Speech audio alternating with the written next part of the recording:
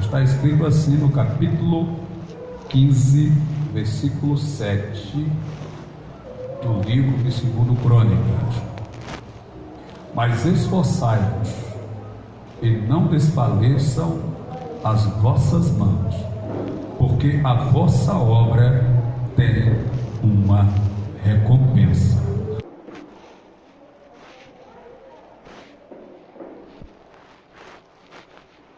Eu começo essa minha fala tratando sobre os 3 esforços do obreiro, os 3 sacrifícios. Todo obreiro, ele vai precisar ter essa consciência de que se ele vai desejar sucesso, êxito no seu chamado, no seu trabalho, ele vai precisar se esforçar nesses 3 pontos que eu vou apresentar para os irmãos. Vejam só, eu sei, eu reconheço que os amados irmãos têm as suas atividades seculares, que os irmãos não dependem da igreja para sobreviver ou se manter. Então, claro que eu não vou ser uma pessoa sem senso, sem compreensão, para exigir que você faça algo além daquilo que está no seu alcance. Jamais eu vou fazer isso. Eu tenho consciência, eu sei o que é fazer a obra desde 1999 e antes disso já era porteiro e outras atividades na igreja. Eu sei as dificuldades que existem dentro do reino para quem faz a obra.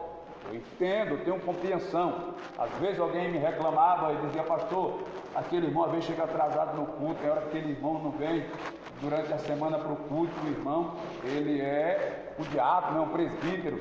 E eu dizia comigo mesmo, não falava para a pessoa, mas dizia no meu entendimento: mas rapaz, o irmão trabalha cortando cana, você acorda 4 da manhã, às vezes 3h30, pega um ônibus, passa 2 horas vezes de ônibus para ir para o partido de cana, passa o dia todo no sol, sendo mordido de formiga, no sol castigante, comendo comida às vezes azeda, sabe, estragada, aí volta mais 2 horas, chega em casa 5 horas, às vezes 6 horas da tarde, às vezes já vai para o culto. Como é que essa pessoa não está? Entendeu? Então eu tinha total compreensão do sacrifício que cada um faz para realizar a obra do Senhor.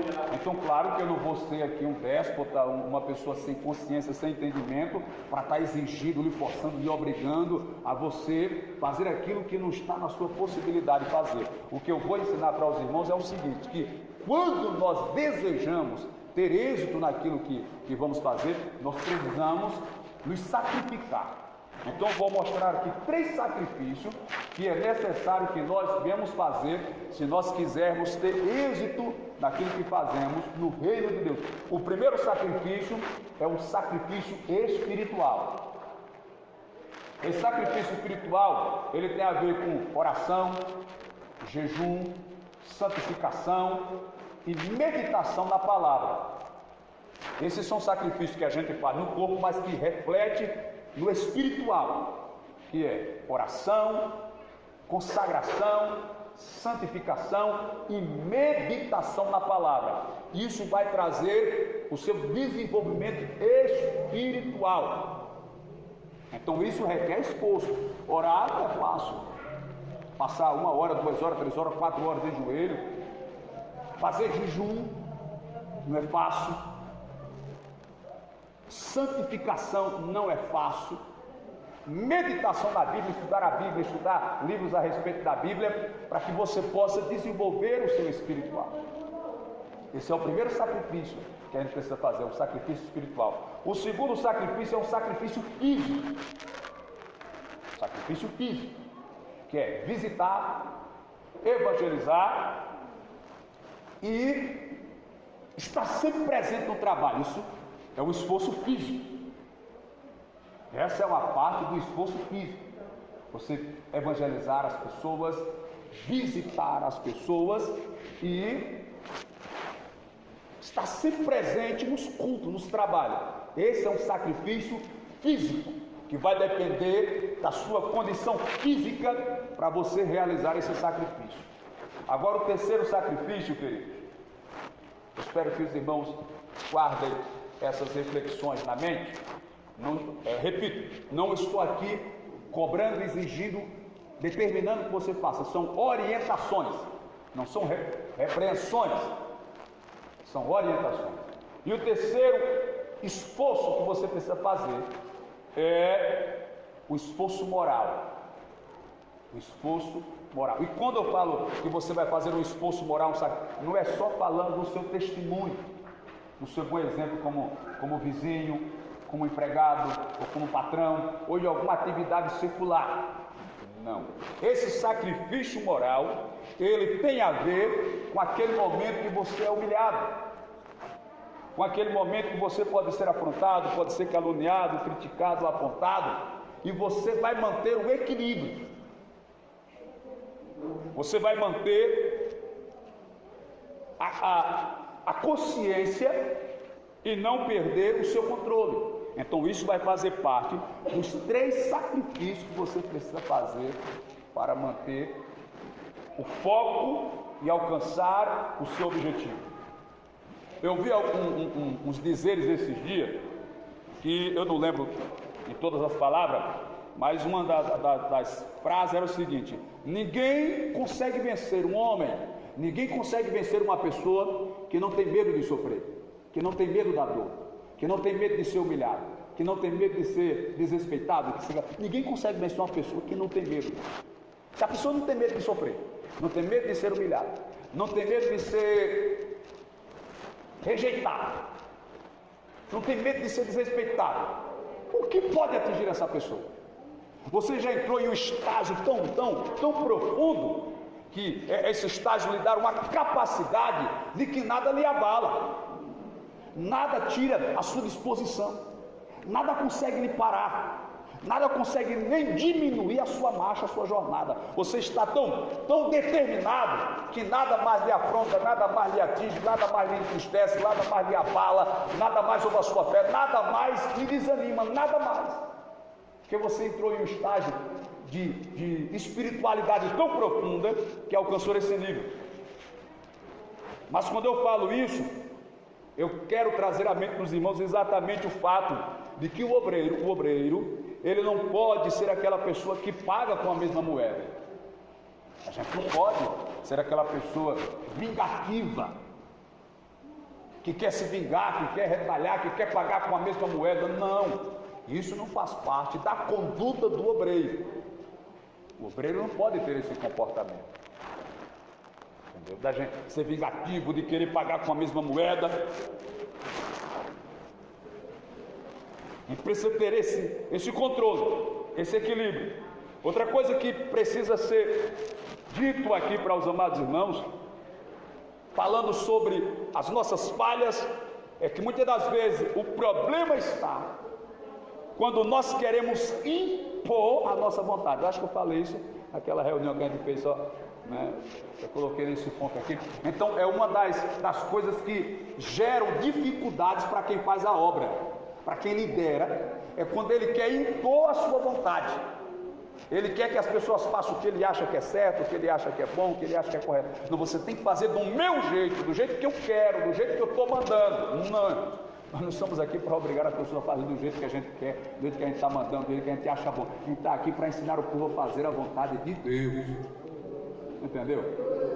É diferente.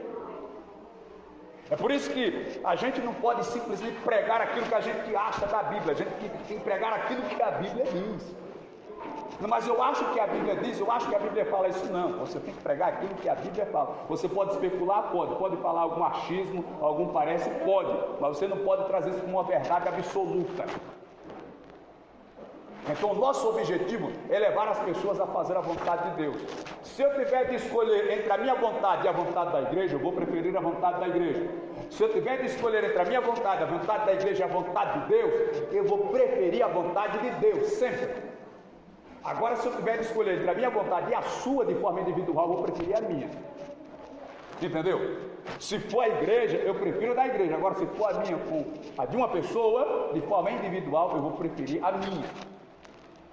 Porque aí eu penso que eu possa estar, não estou afirmando com convicção plena, estou falando de, porque quando você me fala uma coisa, até tem irmãos que chegam para mim e dizem, pastor é sabido demais, a gente chega para ele, pastor, bora fazer assim, ele diz, rapaz, vamos ver como é que está para a gente fazer, ele diz por ali uma coisa, depois não faz com a gente, não, você quem disse que era para fazer assim, eu não disse que ia fazer, Até porque eu vou estudar a situação, eu vou analisar, porque às vezes o que você falou vai ser muito bom para o seu lado, vai lhe satisfazer muito, vai lhe alegrar muito, vai lhe completar, vai lhe realizar. Mas se você um dia estiver dirigindo um carro, meu irmão, você não vai ajeitar o banco, o retrovisor, o volante, conforme o passageiro está do seu lado, não. Você tem que ajeitar do jeito que combina com você.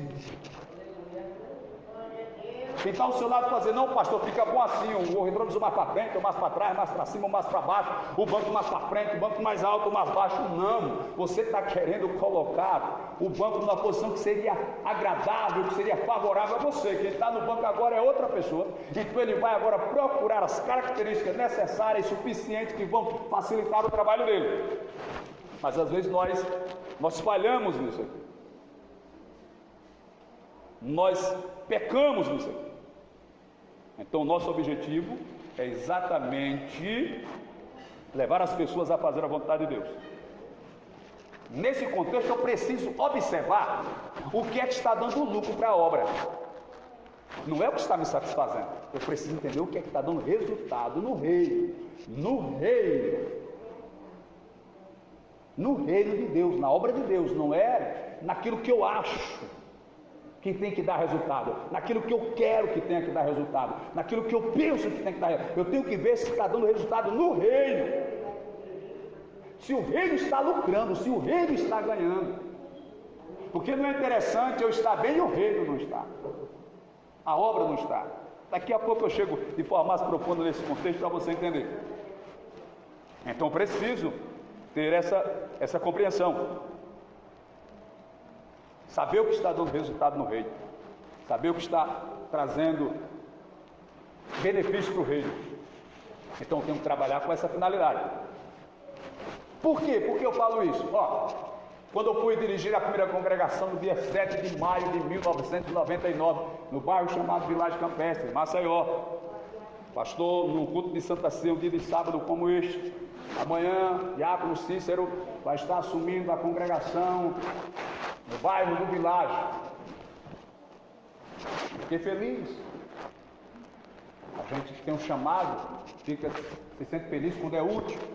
Eu lembro que quando terminou, o pastor fez a oração final, ao meu lado tinha um obreiro de lá, um irmão baixinho, hoje ele é pastor Manuel. Quando terminou, ele me deu um abraço assim na altura da cintura, que ele era baixinho. Eita, pastor, irmão, o senhor vai para lá? Eu falei, mano, vai lá nesse preço. Ele vivia lá na porta da sede, né? Chegava. Aí quando eu saí fora, aí veio uma irmã, o nome dela é Elza, lembro até hoje o nome dela. Chegou assim para mim, eu novo, 23 anos, 24 anos, olhou assim para mim, é você que vai ser o pastor no Village? Eu disse, irmão, estou animado, aquele rosto tão alegre, feliz. Ela olhou para mim, bem nos meus olhos e falou, cuidado, porque os irmãos lá não são lobo não, são leões. Misericórdia. O coração deu aquela tremida assim, sangue de Jesus. A primeira congregação que eu fui assumir sem experiência nenhuma, essa foi a palavra que alguém me deu.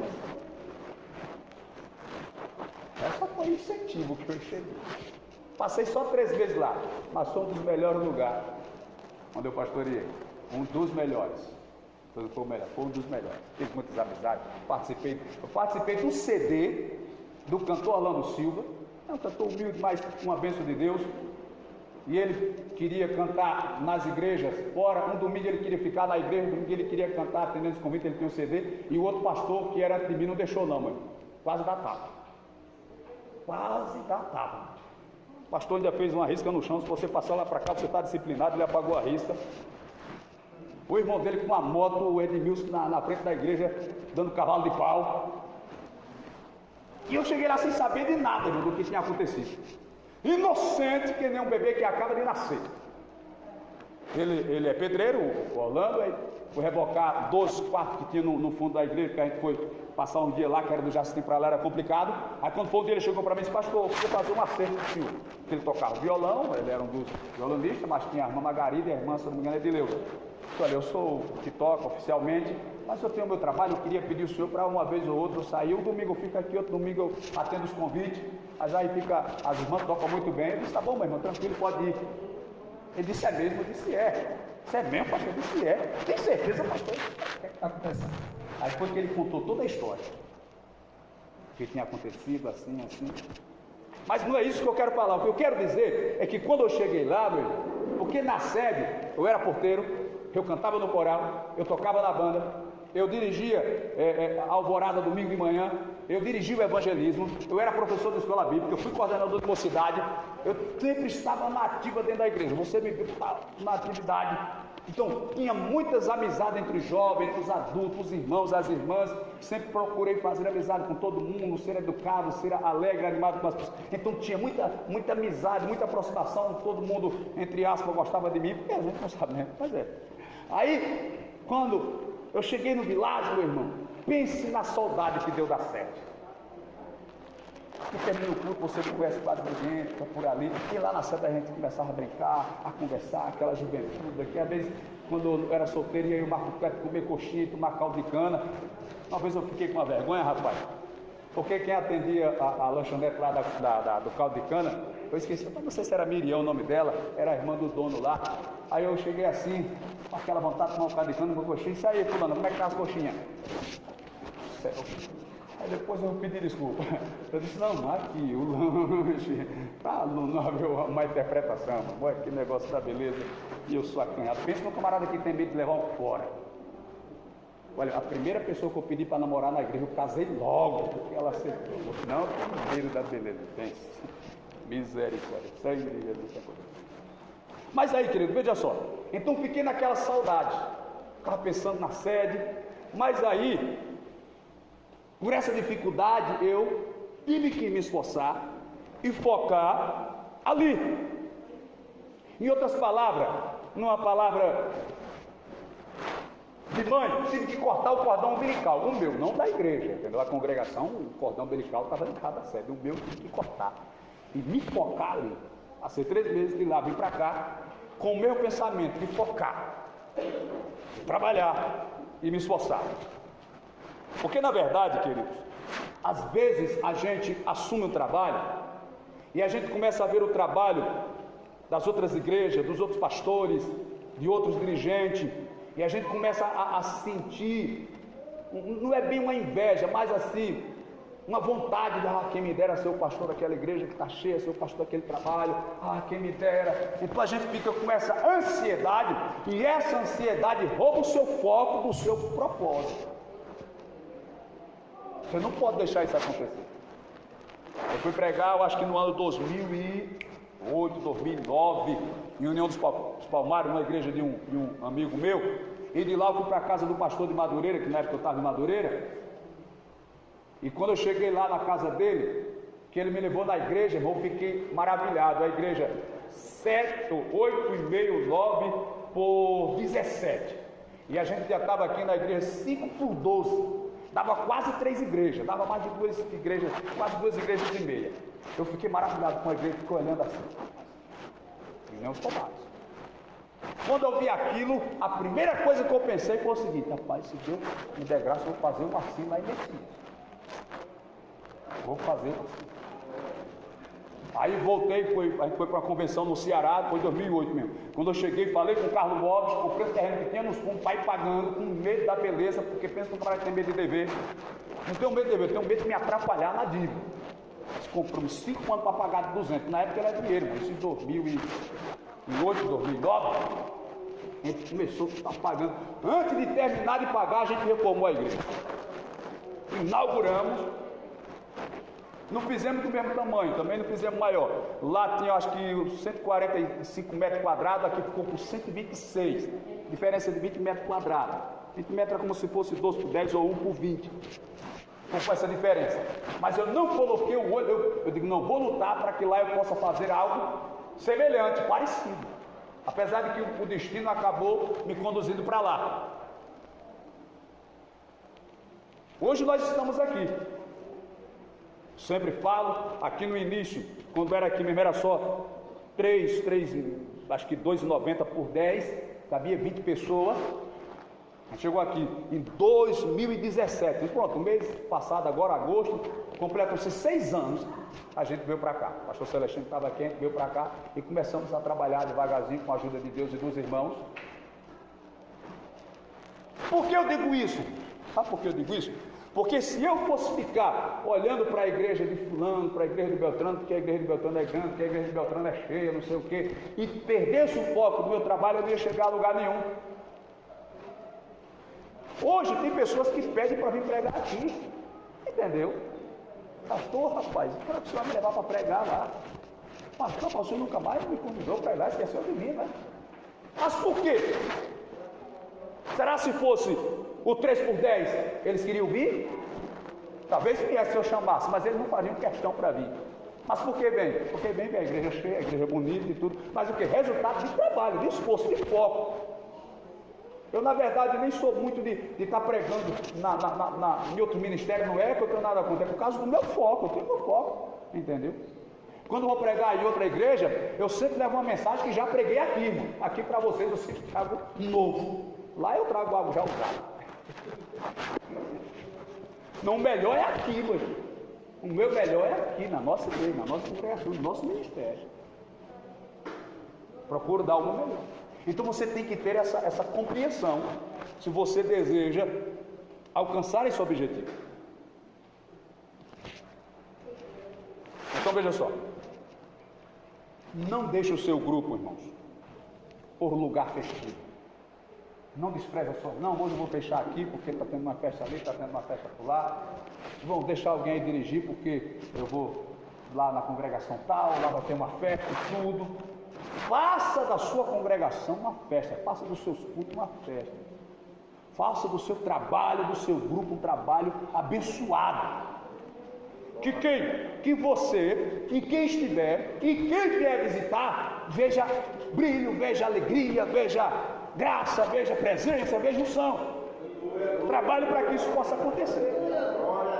Porque se Deus, Ele abençoa o pastor A, o B, o C, Ele também pode nos abençoar. Obviamente que a gente tem que ter noção de comparação. Nós aqui com 7, 8 anos não podemos nos comparar com outras igrejas aí que tem 30, 40 anos. Vou falar nomes aqui, não vou falar nada demais. Madureira tem quase 30 aqui, que agora é Canaã. Universal tem quase 30. Quadrangular tem quase 30. Shalom, tem Batista Shalom tem uns 30 também. Igreja do Véu tem uns 30. E outros que tem 20. Outros que tem o tempo que a gente. Mas aí, se eu fosse ficar focando aqui ou ali, eu não desenvolveria. Então procure transformar o seu ambiente, o seu lugar, o seu povo, o seu grupo, a sua congregação, o seu trabalho, em um trabalho abençoado, para que as pessoas, quando chegar lá, sintam-se bem, sintam-se à vontade. Sabe por quê? Eu já disse isso algumas vezes aqui, vou repetir para todos que aqui estão. Ninguém, é muito difícil, talvez uma pequena parte, mas no geral, ninguém faz questão para vir para culto, não, meu irmão. As pessoas não brigam para vir para culto, não. Você nunca vê pessoa brigando para vir para culto, fazendo questão para vir para culto. As pessoas não fazem, não. Pense consigo mesmo, se não tem dia que você, rapaz, devia não ir hoje. Às vezes nós que somos obreiros, que somos membros, a gente vem mais por uma responsabilidade, quase que uma obrigação, mas que as pessoas realmente façam questão para vir para o culto, faz não. Se as pessoas fizessem questão para vir para a igreja, não existia igreja vazia, não. As igrejas não cabiam, mas as pessoas não fazem questão para vir. Então, se as pessoas não fazem questão para ir para culto, para ir para a igreja, porque olha, você prepara o som, prepara a poltrona, climatiza o lugar. Tem lugar aí que parece um Dubai, meu irmão, chique, lindo, maravilhoso. E é propaganda na rádio, na televisão, e convite e venha, porque você vai ficar rico, você vai ficar milionário, e venha. Ainda vão um bocado de gente. Porque tem umas propostas para eles irem, mas que as pessoas realmente façam questão de buscar Deus, não faz não. Então eu preciso ter essa noção. Se a pessoa não faz questão de vir para o culto, qualquer coisa é desculpa para ela não vir. Olhe para ela com a cara feia para ver se ela vem no outro culto. Porque as pessoas não fazem questão para vir para a igreja, não, meu irmão. Talvez 5, 10% no máximo se esforça, talvez 5 ou 10% diga como Davi. Agora eu vou falar uma coisa interessante para vocês. Me diga outra pessoa, em todos os personagens da Bíblia, outra pessoa fora Davi, que disse: me alegrei quando o ministério Vamos à Casa do Senhor. Lembra de algum? Você lembra de alguma outra pessoa, a não ser Davi, que disse: alegrei-me quando o ministério Vamos à Casa do Senhor? Você se lembra de mais alguém? Eu não lembro. Eu já li a Bíblia 11 vezes. Não tem mais ninguém. Só Davi foi quem disse: alegrei-me quando me disseram Vamos à Casa do Senhor. Foi o único. Glória a Deus. Então as pessoas não fazem questão para vir para culto, não. Então se as pessoas chegarem na igreja e o porteiro ali tiver com a cara feia, tudo bem que tem gente que é feio mesmo, não dá para fazer milagre, né? O senhor riu de mim para...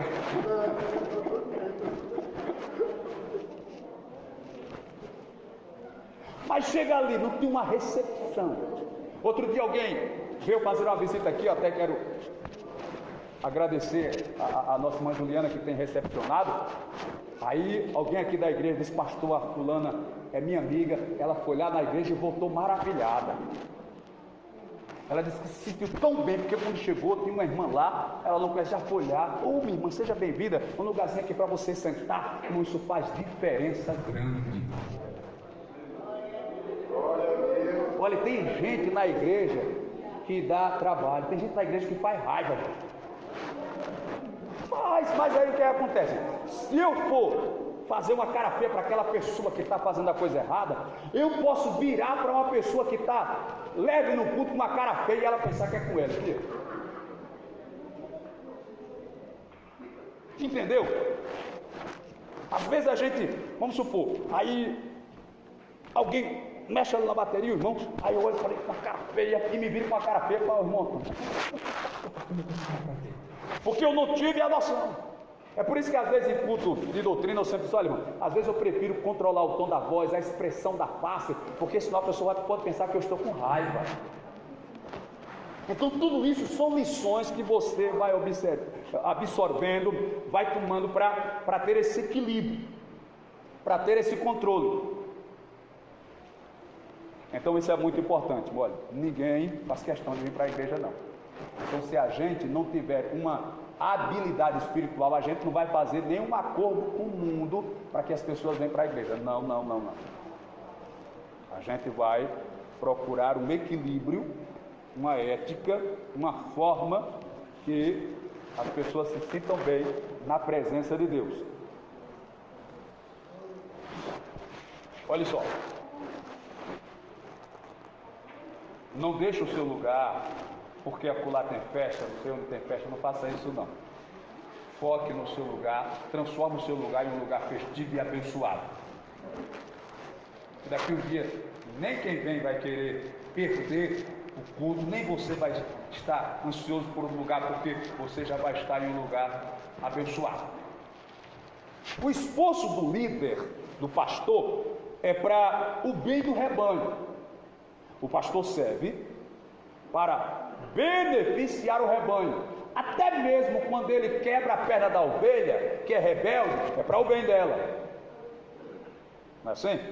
Até mesmo quando ele usa a vara para ela retornar para o aprisco ou para o rebanho, é para o bem dela. Então todo o trabalho, todo o foco do obreiro, do pastor, é para o bem do rebanho.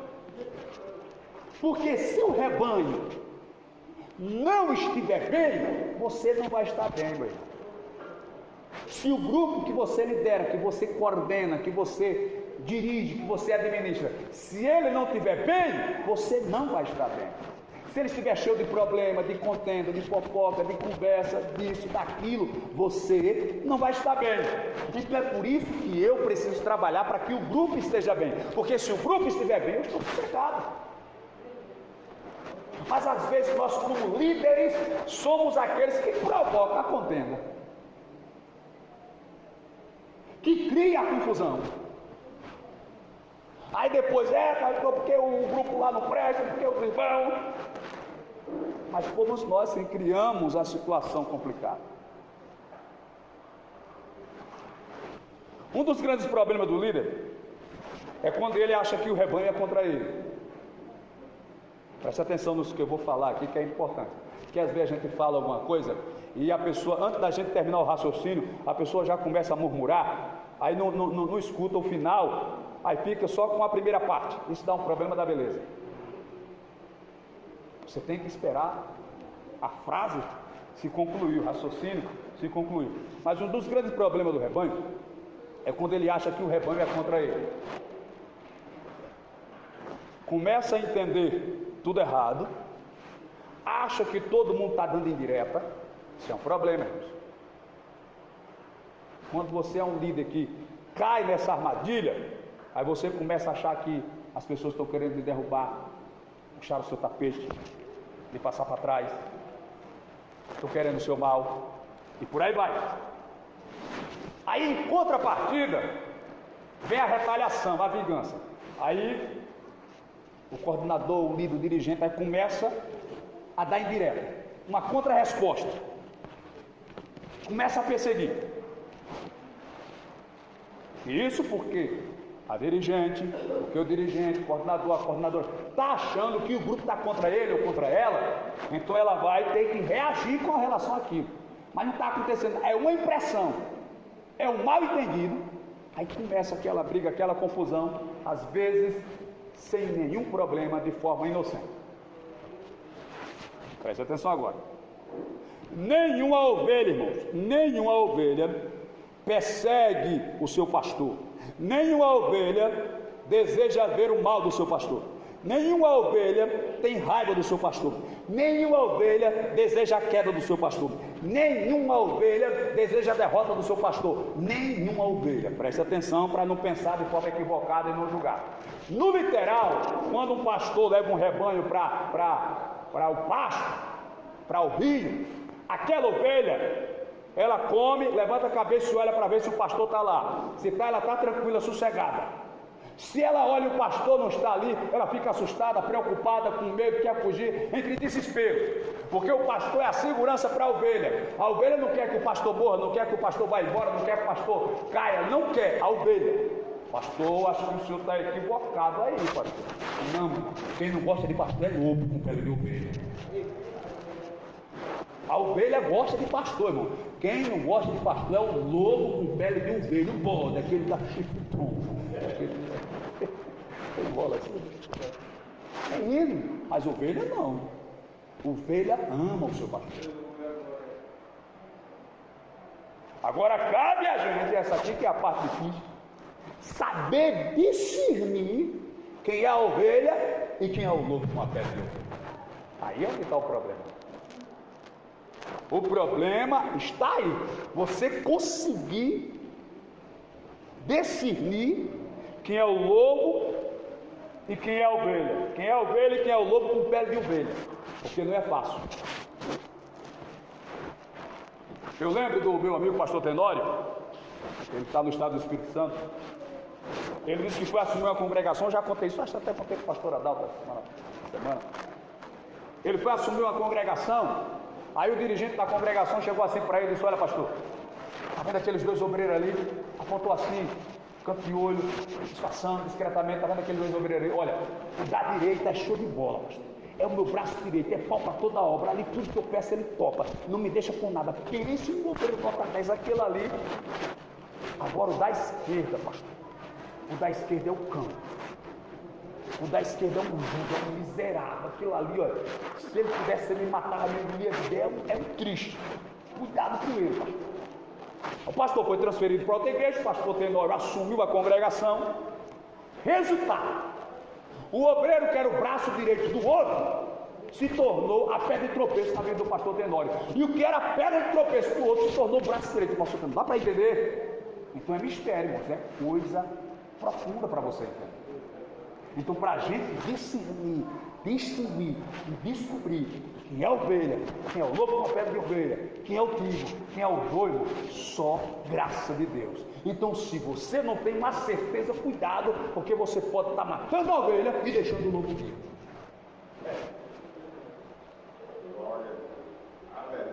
É muito cuidado, é um negócio tremendo, é um negócio complicado.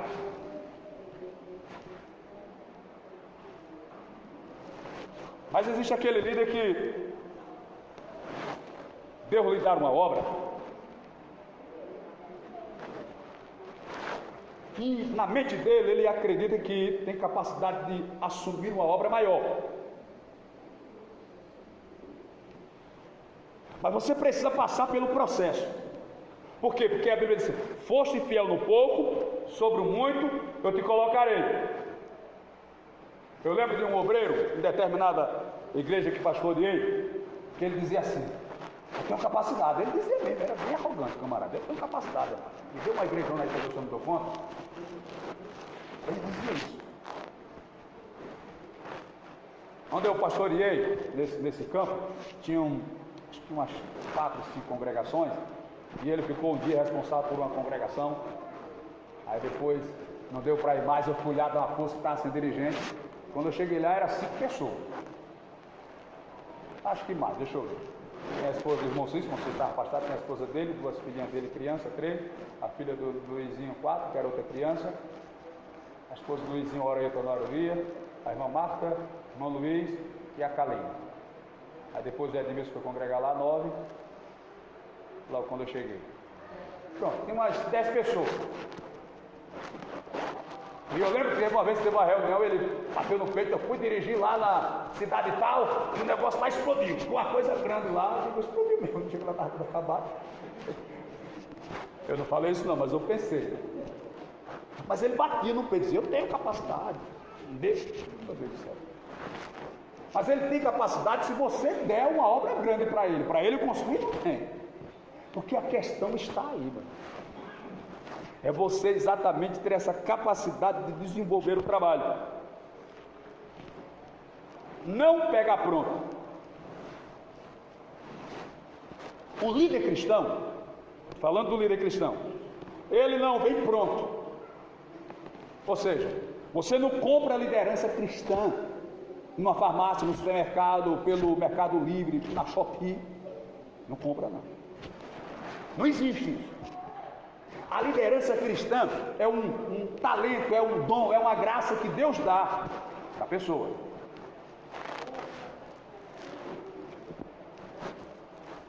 Só que a liderança cristã ela pode ser aprimorada, ela pode ser melhorada, assim como outras lideranças.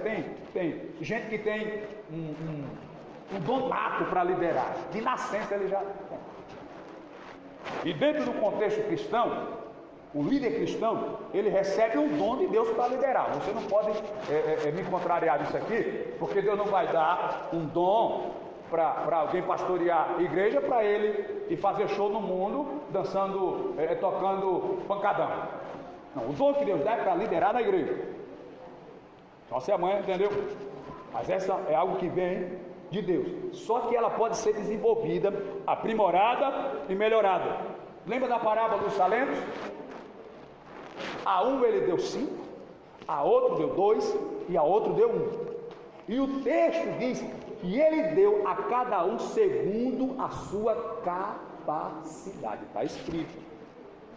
A um ele deu 5, a outro deu 2 e a outro só deu 1. A cada um segundo a sua capacidade. Quem tinha capacidade para 5, ele deu 5. Quem tinha capacidade para 2, ele deu 2. Quem tinha capacidade para 1, ele deu 1. Eu acho que aquele não tinha capacidade nem para 1 tinha. Porque enterrou.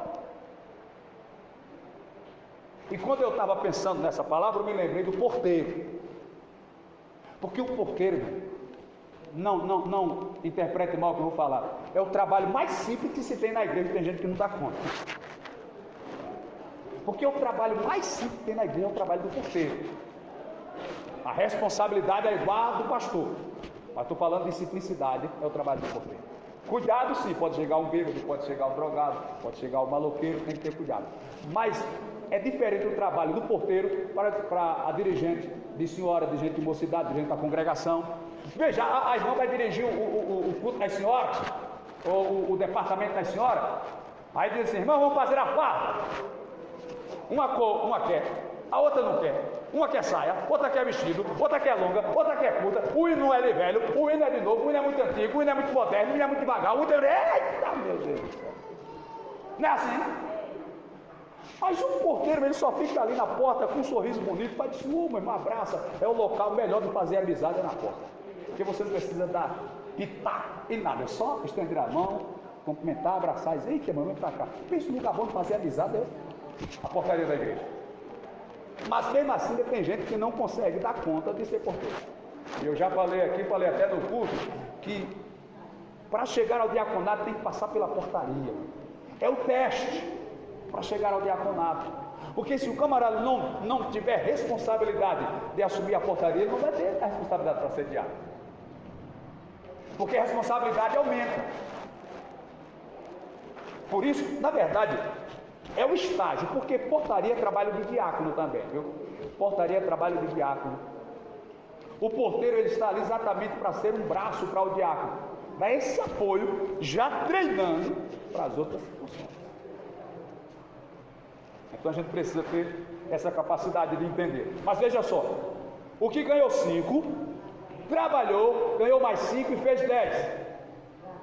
O que ganhou 2, trabalhou, ganhou mais 2, fez 4. Mas o que ganhou 2, ele só tinha capacidade para 2.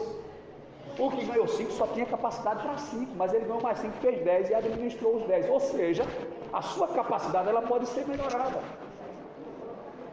Você pode desenvolver a sua capacidade para fazer a obra. Você pode abrir a sua mente. Porque nós estamos em um processo. Hoje, o meu comportamento hoje como obreiro é diferente do meu início. Hoje, a forma de eu pastorear a igreja, ela está diferente do início, porque você vai aprimorando, você vai melhorando. Você vai entendendo que nem tudo você deve meter a cara para resolver.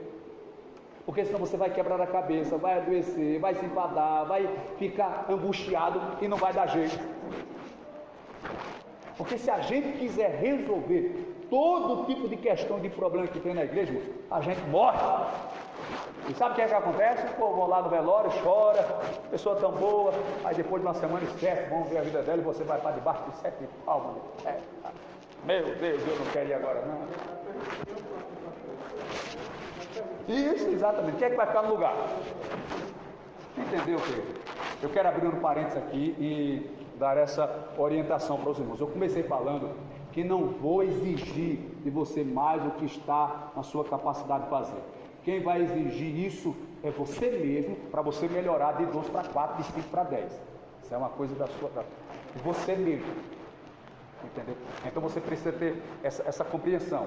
Vocês que trabalham, que fazem a obra, façam o que está no seu possível, o que está no seu melhor, mas não deixe que isso roube a sua paz, que isso atrapalhe a sua família, atrapalhe o seu casamento, ou atrapalhe a sua saúde. Pelo amor de Deus, não deixe isso acontecer não. Procure um peso que dê para você levar.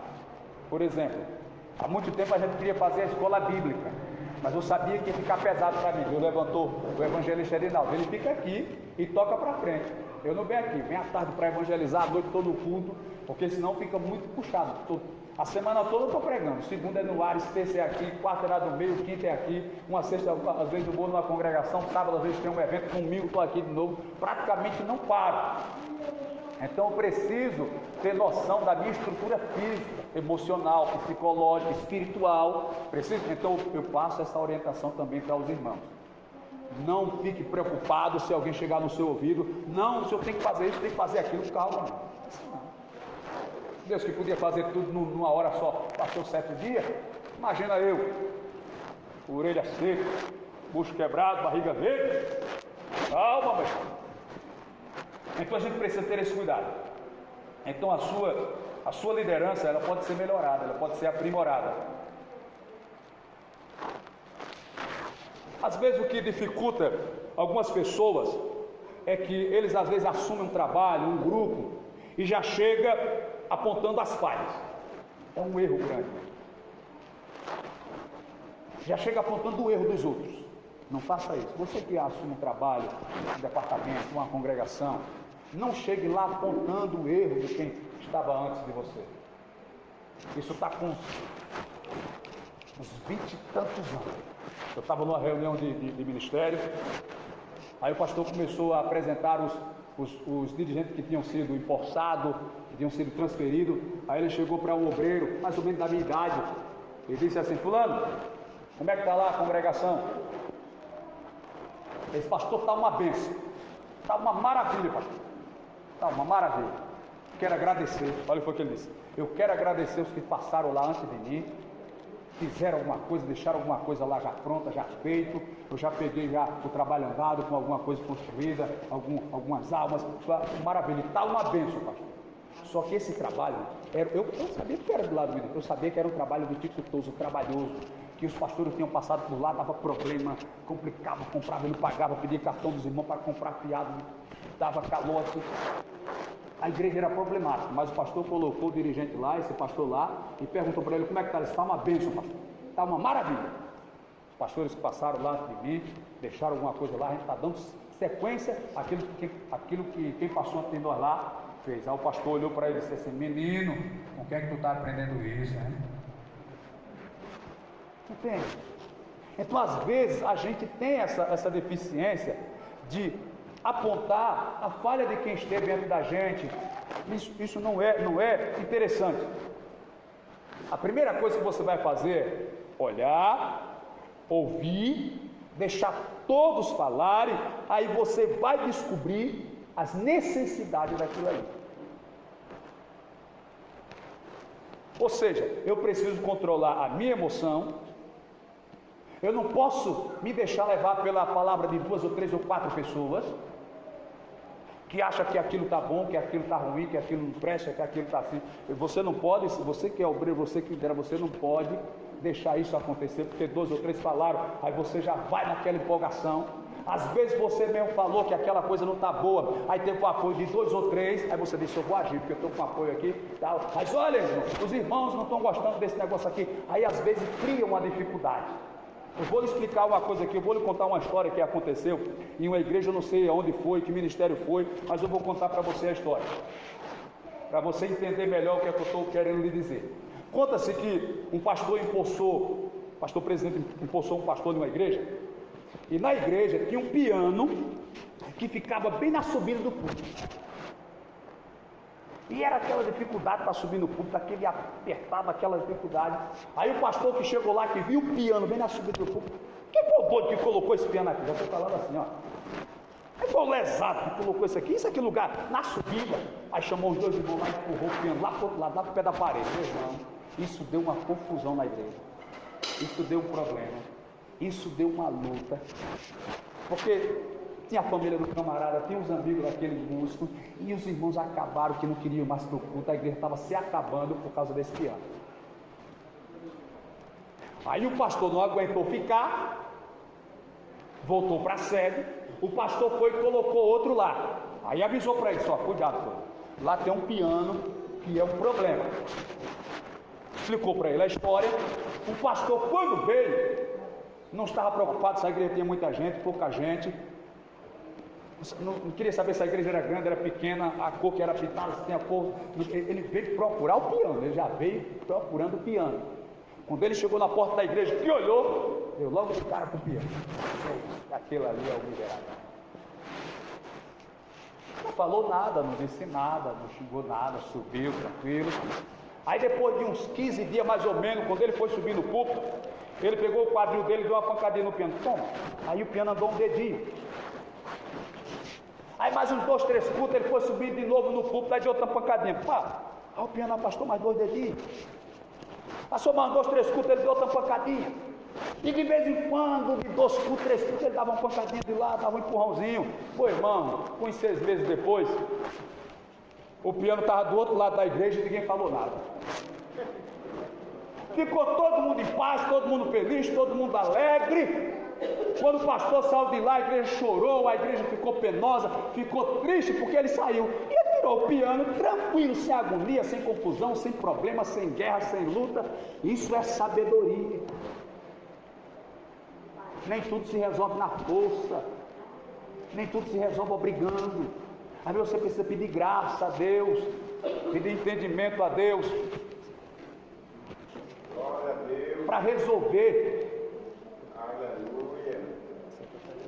Glória a Deus. Ele ligou também. Não tem problema não. Então você precisa ter essa noção, ter essa compreensão para solucionar essas questões. Nem tudo se resolve brigando, nem tudo se resolve falando, nem tudo se resolve com questão. Às vezes se resolve com um pouquinho de paciência. Às vezes se resolve com silêncio. Eu ouvi uma frase que diz assim: o sábio fala, presta atenção, o sábio fala porque tem alguma coisa a dizer. Veja só, o sábio fala porque tem alguma coisa a falar. O tolo fala porque tem que falar alguma coisa. O sábio fala porque tem algo a dizer, tem alguma coisa a dizer. O tolo fala porque tem que dizer alguma coisa. Qualquer coisa ele tem que falar, ele não pode ficar sem falar. Isso é a diferença. Então, queridos, a gente precisa ter esse equilíbrio, saber administrar a liderança. Então, olhe, escute, deixe as pessoas falarem, controle a sua emoção, não se deixe levar pela conversa de um ou dois ou três, porque depois o trabalho não tem sucesso, não tem vantagem, não tem êxito, e você é quem vai ficar derrotado. Quem falou não está nem aí para você, quem criou a situação não está nem aí, entendeu? Aí o seu grupo não vai, a sua congregação não vai, o seu departamento não vai, e a pessoa que foi lá lhe fazer a cabeça não está nem aí para você, não está preocupada com a sua felicidade, com o seu sucesso, com a sua vitória, porque se estivesse preocupado realmente com o seu sucesso, rapaz, tem paciência, não, filho, tenha calma, Deus vai te abençoar, Deus vai te dar vitória, entendeu? Então você não pode se deixar levar pela conversa dos outros. Você que é o líder, você é quem está na regência. Outro grande problema é quando queremos provar para os outros que somos capazes. Aqui está um grande problema para líder e para obreiro. É quando a gente quer provar para os outros que a gente tem capacidade. Isso é um grande problema. Porque quem é não precisa provar para ninguém que é. Glória a Deus. Quem está com a verdade, irmão, não precisa brigar para defender a verdade se defende só. Mas às vezes a gente tem essa dificuldade. A gente fica preocupado, querendo provar para os outros que somos capacitados, que estamos preparados, que temos condições. Você não precisa fazer isso, meu irmão. Não, você não precisa provar para ninguém. Se tem alguém que você precisa provar, se tem alguém para quem você precisa provar, é a Deus. Procure apresentar a Deus aprovado. É para Deus que você precisa provar a sua capacidade, não para as pessoas. Mas às vezes a gente fica com essa mentalidade, e quando a gente cria essa mentalidade, sabe o que acontece? A gente acaba humilhando os outros, rebaixando, constrangendo, machucando, ferindo, porque a gente quer mostrar que é superior, e toda vez que você quer mostrar que é superior, que é capaz, você acaba humilhando os outros. Então você não precisa provar nada disso. Você não precisa se esforçar para provar que é preparado. Não faça isso. Ó, lá nos Estados Unidos, eu não lembro qual era o país, ou qual era o estado, melhor dizendo, existia um ponto turístico que era o cânion. Cânion são montanhas com abismos. Só sobe naquela montanha, aqueles abismos lá, chama de cânion. Tem até um tal, não sei que lugar, o Grand Canyon, que é um enorme, muito grande. E era um ponto turístico. E as pessoas iam lá para visitar. Iam lá para ver aquele monumento praticamente, tudo. Aí quando foi o dia, um rapaz foi tão para beirada que escapuliu, caiu e morreu. Ele caiu e morreu. Aí o governador do estado disse: não pode deixar isso assim não. Aí mandou fazer uma cerca de ferro com grade para proteger. Pronto, agora está tudo protegido, está tudo fechado, ninguém mais vai cair. Agora está seguro, agora está tranquilo. Tudo bem. Aí o povo vai lá visitar, já que tem a grade, então dá para chegar mais perto. Resultado: uma multidão foi e caiu dezenas de pessoas. São essas coisas que a gente precisa ter noção para fazer. A gente precisa estudar as decisões, as colocações, as atitudes, porque às vezes aquilo que eu penso que vai ser bom pode ser, aquilo que eu penso que vai ajudar pode atrapalhar, aquilo que eu penso que é para fazer o bem pode fazer o mal. Então eu preciso ter uma mente esclarecida e aberta para não, às vezes até de forma ingênua ou inocente, querendo ajudar, causar um prejuízo.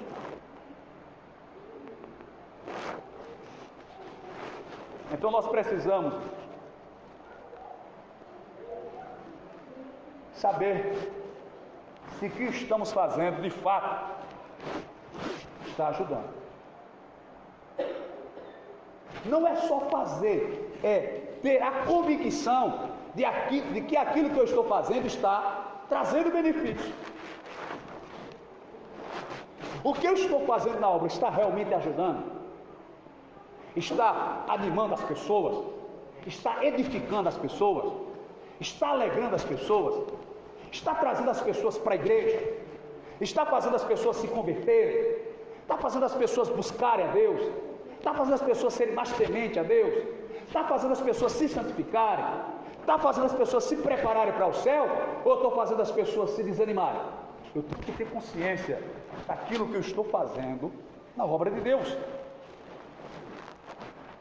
O que eu estou fazendo está de fato ajudando? Está de fato cooperando? Por exemplo, não responda, não é uma pergunta retórica, é só para pensar. Para que servem os departamentos da igreja? Não responda não, é só para você pensar. Qual é o objetivo dos departamentos da igreja? Grupo de mocidade, grupo de senhoras, senhores, crianças. Qual é a finalidade? Só para você pensar. Aí você vai dizer assim, no seu pensamento: não, pastor, a gente faz o grupo que é para louvar a Deus. Sim, pode ser, mas não é esse, não é o objetivo principal. Porque se eu começar a cantar o hino aqui da harpa, todo mundo vai cantar, sem precisar fazer um grupo, seja de mocidade, seja de senhora, seja de criança. Então você pode cantar sentado no grupo. Você pode cantar sentado no departamento de jovens, sentar no departamento de senhoras. Então qual é a finalidade do departamento de senhoras, de mocidade, do grupo? Qual é a finalidade? É unir as pessoas, aproximá-las, uni-las, gerar amizade, gerar vínculo, laço. Mas infelizmente às vezes tem pessoas que o grupo causa mais divisão do que a união. Veja, preste atenção no que eu vou falar. Claro que a gente tem que ter regras, mas às vezes o grupo que a gente faz, ele serve mais para dividir do que para unir. Por quê? O que é que acontece? Pastor, essa pessoa pode ou não pode cantar no departamento? Entendeu? Que gera o grupo que era para unir, está servindo para dividir. Por que o fulano não pode cantar? Eu não podia cantar no departamento. O que era para unir está dividindo. O que era para juntar está espalhando. Os grupos são criados para unir os jovens, unir as senhoras, unir os irmãos, não para criar divisão, porque senão a gente vai fazer separação. Você pode, você não pode. Entendeu? Isso é coisa que a gente precisa pensar, irmãos. Eu não posso obrigar você a pensar nisso, eu que tenho que pensar, porque eu sou pastor, para eu entender. Então eu tenho que ficar, às vezes, queimando os neurônios, às vezes deitado, pensando qual é realmente a funcionalidade de cada coisa na igreja. Qual é o objetivo? Porque às vezes a gente acha que essa atitude vai demonstrar responsabilidade, santidade, pureza, maioridade, ou seja, maioral, mas não é. Eu lembro que uma vez alguém me falou, numa igreja aqui em Messias, claro, não vou citar nome, disse que, parece que foi no final do ano, o pastor chamou todos os casais para frente para fazer uma oração. Aí foram todos os casais. Quando chegou lá, sabe o que ele fez? Os que são casados simplesmente ficam para cá, os que só vivem junto vão para lá.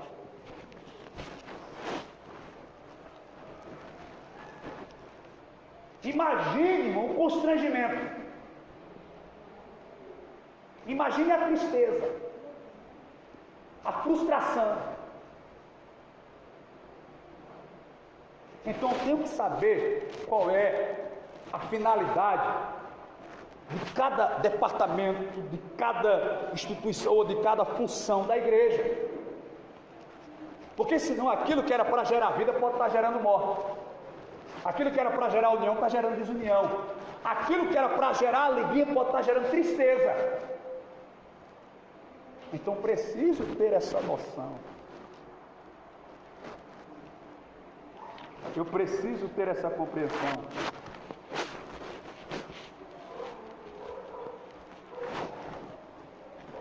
Ó, eu sei que muita gente almeja liderar, só que de forma equivocada. Porque alguns desejam liderar, outros desejam mandar. É diferente. Uns desejam liderar, outros querem mandar. Existe uma diferença grande, existe um abismo muito grande entre liderar e mandar. Dar ordem. O senhor quer dar ordem. Quer ter pessoas que estejam debaixo das ordens dele, para ele mandar, para ele exigir. Isso não é liderar. No reino de Jesus, o líder é aquele que lava os pés dos seus liderados. E isso foi o próprio Jesus que fez. Ele disse: vocês me chamam de Senhor, e eu sou. Mas eu, como Senhor, lavei os pés de vocês, que era para vocês lavar o meu. Porque no meu reino, aquele que quiser ser o maior será o menor. Mas aquele que se fizer cego e for o menor de todos, no céu é o maior. Então essa é a liderança cristã. Essa é a liderança de Cristo para as nossas vidas. Então às vezes as pessoas, elas querem mandar, não querem liderar. E para você liderar, você precisa ter controle emocional, autocontrole, domínio próprio, temperança, diz a Bíblia. Porque como é que eu quero controlar os outros se eu não consigo me controlar? Como é que eu quero dar direção para os outros se eu não tenho direção? Como é que eu posso querer ensinar aos outros a controlar as suas palavras se eu não controlo as minhas? Então essa questão de liderança é coisa muito séria. Você precisa estar apto a entender e compreender todos esses detalhes da obra. Bom, queridos, nós já estamos concluindo. Espero que essas palavras fiquem nos vossos corações, no vosso entendimento. A gente... Deus abençoe.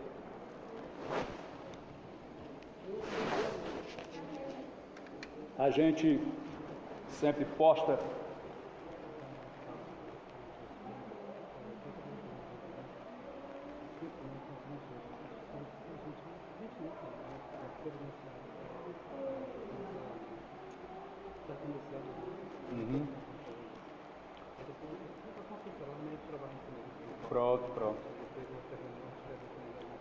Pronto, está certo. O evangelista Edinaldo, o secretário, ele está lembrando sobre as nossas credenciais, as nossas carteiras de membro. A gente precisa fazer esse levantamento para providenciar.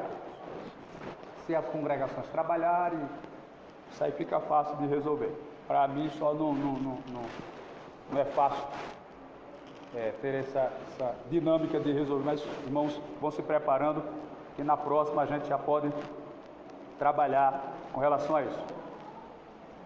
Bom, queridos, olha só, está chegando as nossas festividades. Uma coisa que a gente quer pedir para os irmãos, antes de falar dessa questão, é pedir sempre para as congregações, as outras congregações, tentar seguir o exemplo da sede, certo? Tem coisas que, no meu entendimento, nem salva e nem condena, coisas que eu não vejo que influencia nem para o bem nem para o mal, é coisa assim. Aos irmãos sempre procure tentar seguir o exemplo da sede. A sede, nós que somos da sede, precisamos ter essa consciência que nós servimos de espelho para as congregações. Então, se alguém das congregações vem com alguma moda, algum estilo que quem é aqui da sede pode censurar, a gente não vai querer agora fazer igual a eles estão fazendo. Não, eles têm que vir e ver a gente com o estilo para que eles possam se espelhar. A sede serve para modelo, para exemplo, entendeu? É um protótipo. Às vezes as pessoas não têm essa compreensão. Então a gente precisa ter esse cuidado, tá bom? Os irmãos procurem ter essa noção para que a gente possa melhorar a nossa caminhada, o nosso desenvolvimento no reino de Deus. Tem até uma passagem na Bíblia que diz que o servo não pode ser maior do que o seu senhor, nem um discípulo maior do que o seu mestre. Basta ao discípulo ser igual ao mestre e o servo igual ao seu senhor.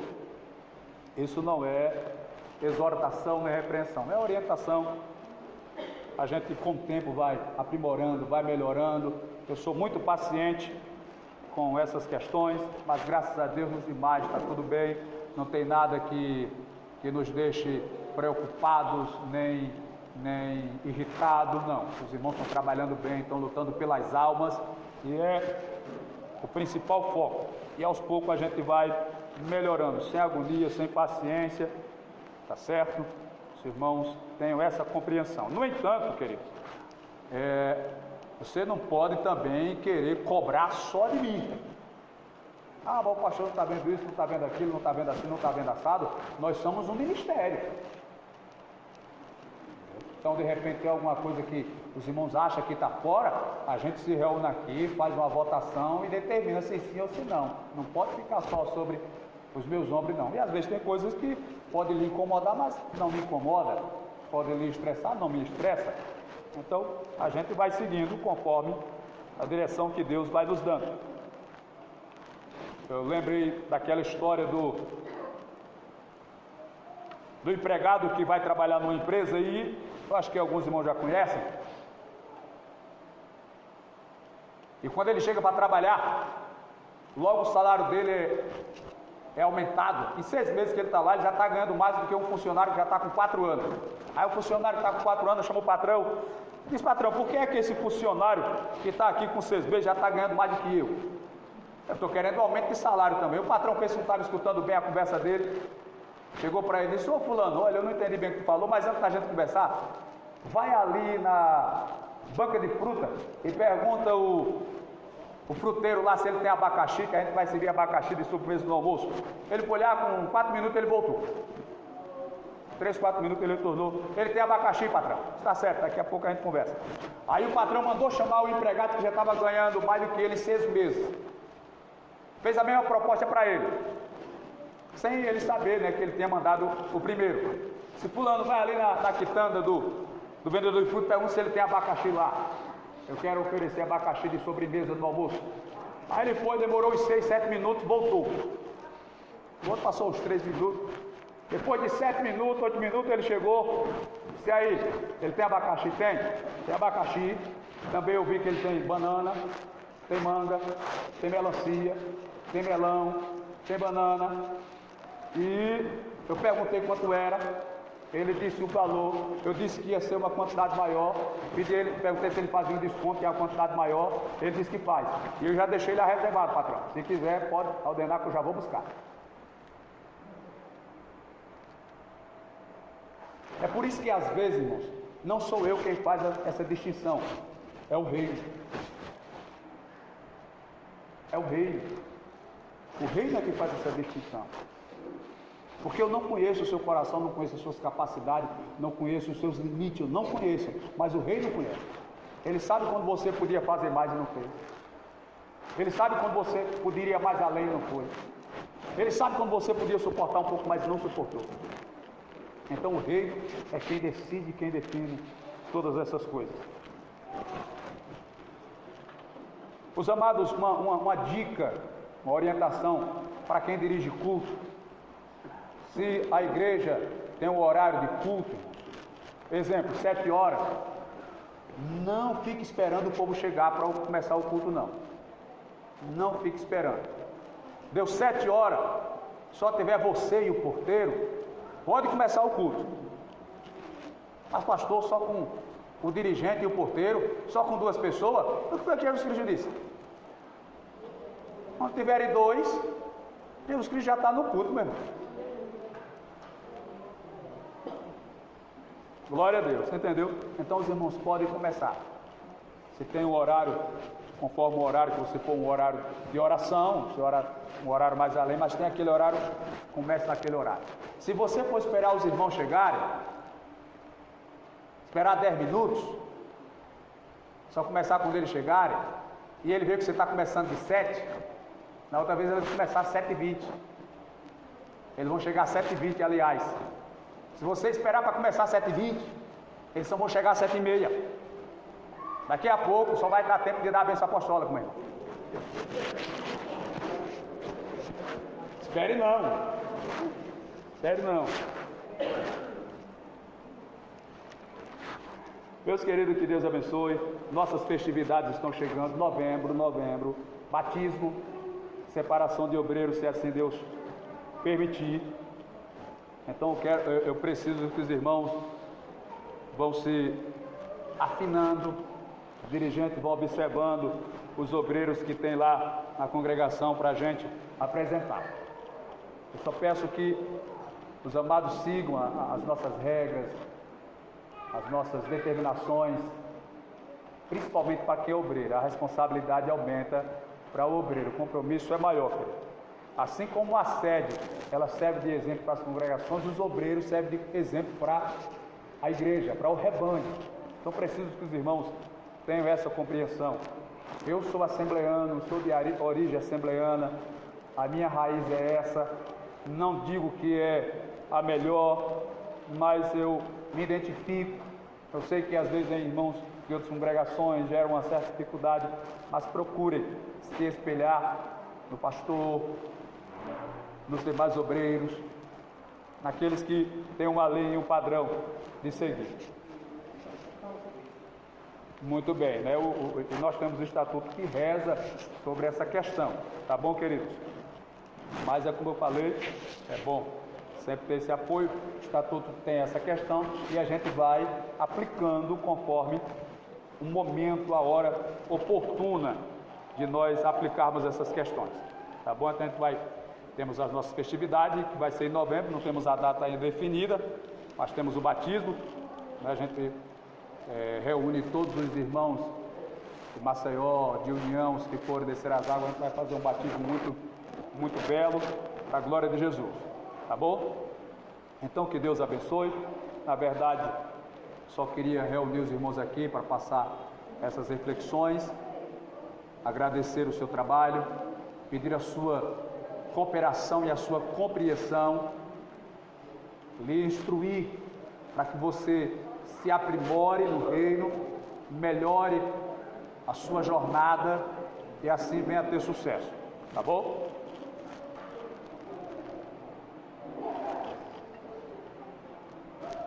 Canaã, tem festividade no Canaã, qual é a data?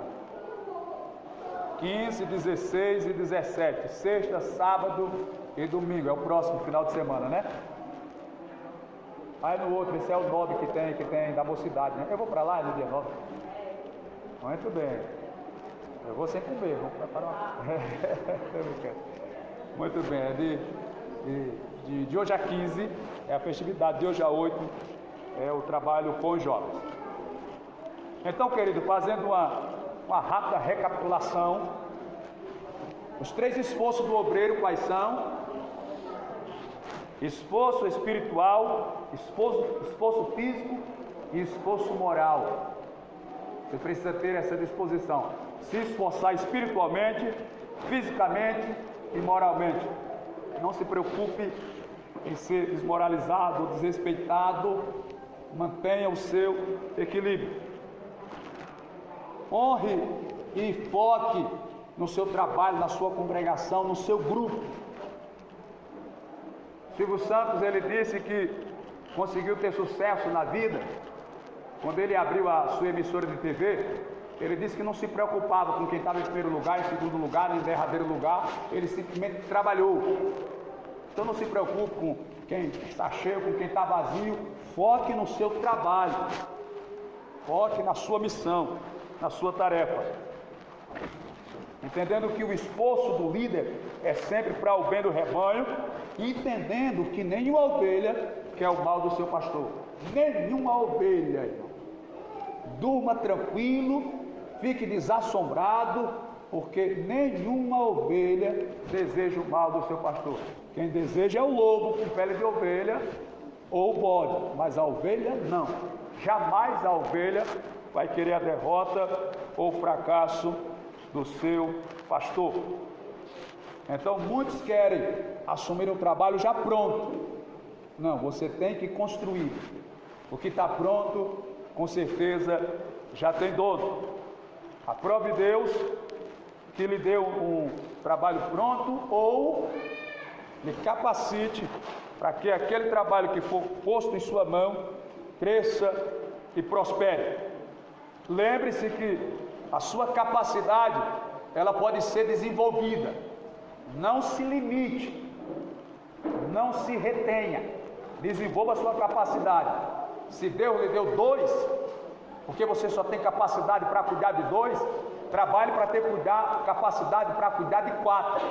E se tem 4, ore para que Deus te dê capacidade para você cuidar de 8, 16, 32, 64, 112. Tem que ter uma calculadora agora.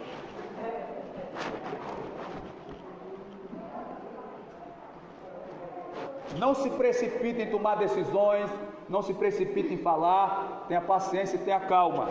Não vá pela conversa de A, de B ou de C. Faça o seu caminho, faça a sua trilha. A Bíblia diz que todos que são guiados pelo Espírito de Deus, esses são filhos de Deus. Você não precisa de a opinião de A, de B ou de C. Você tem o Espírito Santo para lhe guiar.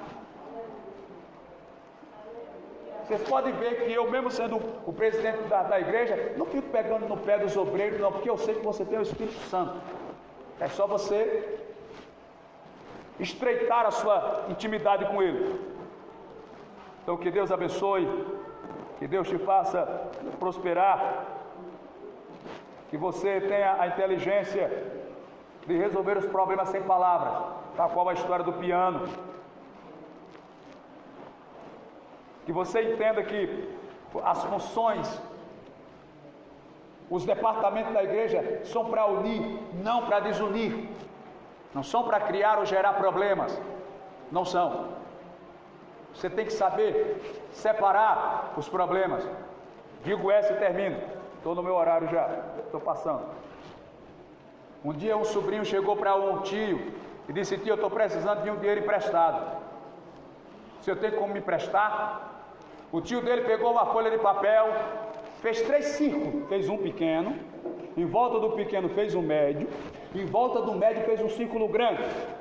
Disse: olha, eu vou lhe emprestar esse dinheiro, agora eu quero que você me assuma um compromisso. Está vendo esses 3 círculos aqui? Esse primeiro círculo pequeno aqui, esse aqui é o meu círculo. É aqui onde estão os meus problemas, o problema dos meus filhos, da minha esposa e da minha família. Isso aqui são os meus problemas. Esse círculo em volta, aliás, o círculo do meio eram os problemas dele. O círculo em volta era o problema da família, dos amigos, dos parentes. O outro círculo maior eram os problemas dos vizinhos, dos colegas de trabalho e da sociedade. Ele só vou emprestar esse dinheiro para você com uma garantia, que você não traga esse seu problema para dentro do meu. Porque eu não coloco o meu problema dentro do problema dos outros e nem quero que os outros tragam o problema dele para dentro do meu. Você me garante que não vai trazer o seu problema para dentro do meu problema? Como assim, tio? É que quando chegar o dia de eu sacar o seu cheque, ele ter fundo. Porque se ele não tiver, você vai colocar o seu problema dentro do meu problema. Eu já tenho os meus problemas para resolver. Eu não posso pegar os problemas dos outros e colocar dentro do meu, nem os meus para colocar dentro do problema dos outros. Então essas são coisas que você precisa ter noção na vida. Se você começar a refletir na vida, pensar na vida, você vai viver tão bem, tão tranquilo. Você vai ser motivo de alegria para todo mundo que estiver perto de você, de felicidade. Mas precisa ter muita maturidade, muito feliz. Tá bom, queridos? Passamos 4 minutos do horário, mas nós já vamos agradecer a Deus. Pode se levantar, mãe.